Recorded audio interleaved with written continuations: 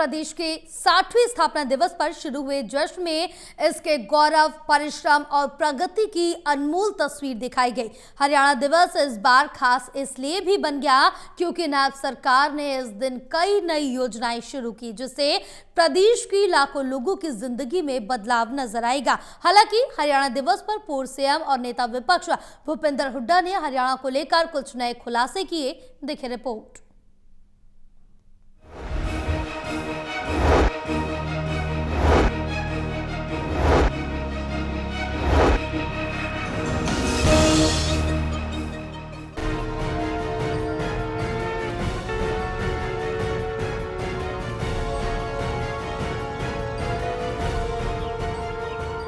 हरियाणा यानी जहां हरि मतलब श्री कृष्ण का आना हुआ, जहां गीता का संदेश हुआ, जहां महाभारत का युद्ध हुआ, जहां वेद पुराण लिखे गए, ये भी कि युद्धों के मैदान रहे पानीपत को जिसने जीता उसने दिल्ली पर राज किया।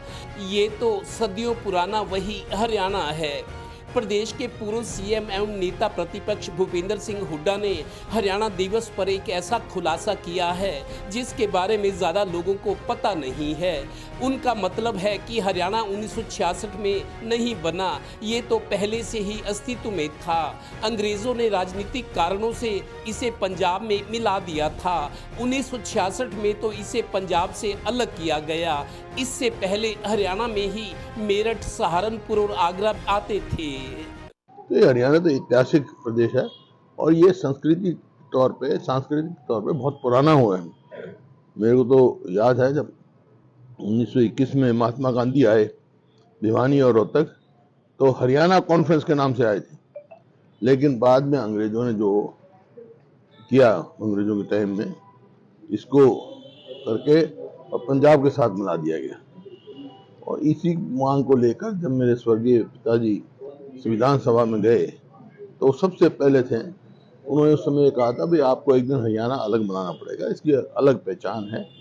और इसका लेकिन वो चाहते थे जो पहले ही हरियाणा था ना, जिसमें मेरठ, सहारनपुर और आगरा, ये था एक इलाका जो प्राचीन हरियाणा जिसको कहते हैं। दरअसल हरियाणा की संस्कृति, बोली, पहनावा, खान पान और रहन सहन पंजाब से अलग था। इसलिए तब के प्रभावशाली व्यक्तियों प्रोफेसर शेर सिंह, चौधरी देवीलाल और हरद्वारी लाल जैसे नेताओं ने हरियाणा को अलग राज्य बनाने की मांग उठाई और इसके लिए आंदोलन हुआ। उसी हरियाणा का आज 60वां स्थापना दिवस पंचकुला में भव्य तरीके से मनाया गया। इसका उद्घाटन प्रदेश के राज्यपाल असीम कुमार घोष ने किया, जिसमें प्रदेश सरकार ने कई नई योजनाएं शुरू की जो प्रदेश की करीब 3.25 करोड़ की आबादी के जीवन में बदलाव लाएंगी। पहले सीएम की बधाई और सौगातें। आज मैं इस योजना के तहत बटन दबाकर हमारी कुल 5,22,162 पात्र बहन बेटियों को 2100 रुपए की आर्थिक सहायता सीधे उनके बैंक खातों में प्रदान करने जा रहा हूं। गौरतलब है कि हरियाणा जब 1966 में बना था तब ये सवाल था कि मरुस्थल जैसा दिखने वाला ये प्रदेश चलेगा कैसे। पहले प्रधानमंत्री जवाहरलाल नेहरू ने पंजाब में बाखड़ा डैम बनाकर हरियाणा को पानी दिलाने का रास्ता खोला।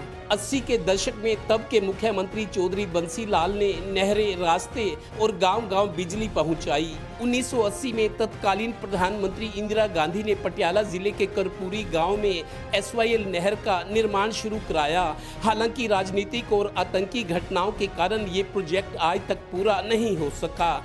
तब 1990 में भजन लाल ने बिजली, खेती और उद्योग धंधों का विस्तार किया। चौटाला राज में ग्रामीण विकास तेज हुआ। पुराना शहर गुरुग्राम अंगड़ाई लेने लगा। 2005 आते आते प्रदेश में हुडा सेक्टर्स विकसित होने लगे, औद्योगिक सेक्टर भी बसने लगे। 2005 के बाद भूपेंद्र हुड्डा की सरकार ने विकास की गति तेज की। तब लोगों का जीवन स्तर ऊंचा उठने लगा, जमीन के भाव आसमान छूने लगे, खेलों और IAS की नौकरियों में हरियाणा चमकने लगा। 2014 में अब तक तीसरी बार बनी बीजेपी सरकार ने बिजली सुधारों पर ध्यान दिया, तेजी से हाईवे बनने लगे और सरकारी सेवाओं स्कीमों को ऑनलाइन करने में तत्परता दिखाई। आज हरियाणा खेलों, खेती, उद्योगों, व्यापार और सांस्कृतिक पहचान में चमक रहा है। प्रदेश को दिल्ली के नजदीक होने का भी पूरा फायदा मिला है, यानी आज के प्रगतिशील राज्यों में हरियाणा लीड लेता दिख रहा है।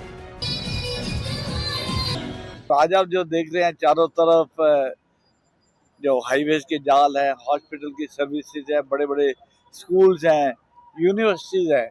अब ये देखिए इवन 1966 की बात तो छोड़िए, बहुत साल पहले तक हरियाणा की अपनी कोई यूनिवर्सिटी ही नहीं थी।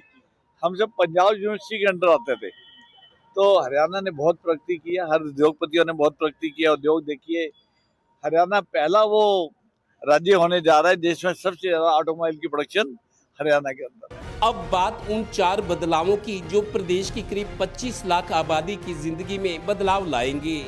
पहला ये कि सोमवार से प्रॉपर्टी की रजिस्ट्री ऑनलाइन हो जाएगी। डीड ड्राफ्ट, जरूरी कागजात अपलोड होने और स्टाम्प पेपर्स का शुल्क ऑनलाइन जमा कराने के बाद 1 से 5 दिन में पेपर्स का वेरिफिकेशन होगा। आपकी पसंद की तारीख और समय पर आपको अपॉइंटमेंट मिल जाएगी। इसके लिए टोकन जारी हो जाएगा। दस्तावेजों में यदि कोई कमी है तो कागजात ऑनलाइन दोबारा अपलोड करने होंगे। इस प्रक्रिया के पूरा होने के बाद रजिस्ट्री की तारीख पर प्रॉपर्टी खरीदने, बेचने और गवाहों की सब रजिस्ट्रार के सामने बायोमेट्रिक हाजिरी लगेगी। हो गई रजिस्ट्री। दूसरी बड़ी घोषणा ये कि ज़मीन की निशानदेही अब मैनुअल के बजाय ऑनलाइन पोर्टल पर होगी। मामूली फीस पर ज़मीन की निशानदेही GPS रोवर सिस्टम से होगी और ऑनलाइन ही रिपोर्ट मिल जाएगी।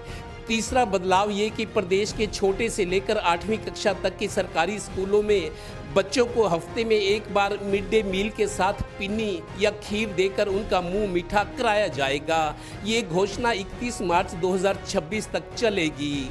प्रदेश सरकार की चौथी और बड़ी घोषणा ये कि प्रदेश के 60वें स्थापना दिवस के दिन ही 31 अक्टूबर तक लाडो लक्ष्मी योजना की 6,97,697 आवेदक महिलाओं से वेरिफिकेशन के बाद पात्र पाई गई 5,22,162 महिलाओं के खातों में 2100 रुपए की राशि ट्रांसफर करने की सरकारी सूचना दी गई है। जय हरियाणा।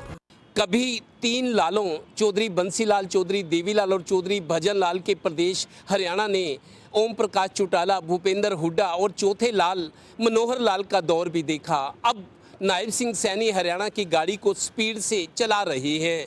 लोकतंत्र की बात करें तो चौधरी देवीलाल ऐसे नेता थे जिन्होंने अपने खेत में पशुओं का चारा काटने वाले पीरू राम कश्यप को विधायक बना दिया। उन्होंने जिस व्यक्ति पर हाथ रखा वही विधायक और मंत्री बन गया। इसीलिए तो कहते हैं मस्त हरियाणा। सहयोगी श्रीनिवास और डिम्पी मल्होत्रा के साथ Devendra Kathoria, Total News, Panipat bureau.